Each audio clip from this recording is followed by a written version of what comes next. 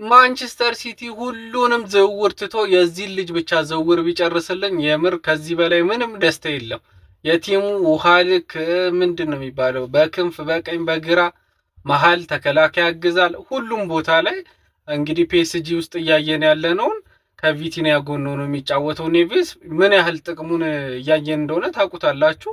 ለቲሙ በጣም ወሳኝ ተጫዋች ነው። ይህን ተጫዋች ደግሞ ሲቲ ቢያገኝ ማለት በቃ ሮድሪን ሁላ እስከ መርሳት የምንደርስበት ደረጃ አለ። ለቲሙ በጣም ወሳኝ ተጫዋች ነው የሚሆነው። ፕሪሚየር ሊግም ይከብዳታል ብዬ አላስብም። አስቸጋሪ የሚያደርገው ግን ፒኤስጂ እንዲሁ በቀላሉ ይለቋል ብዬ አላስብም። ያዋጋውም ከመቶ ምናምን በላይ ነው የሚሆነው። ቢሸጡትና ብንገዛው በጣም ወሳኝ ተጫዋች ነው። እንግዲህ ጆዋ ኔቬስ እንደ ቁመቷና እንደ ጥረቷ አይደለችም። ሰውነቷም ደቃቃ እንደመሆኑ ሳትሆን ለየት ያለች ተጫዋች ነች። እሷን ብናገኝ የተሻለ ነገር እንፈጥራለን። ክብራችንም እናስቀጥላለን።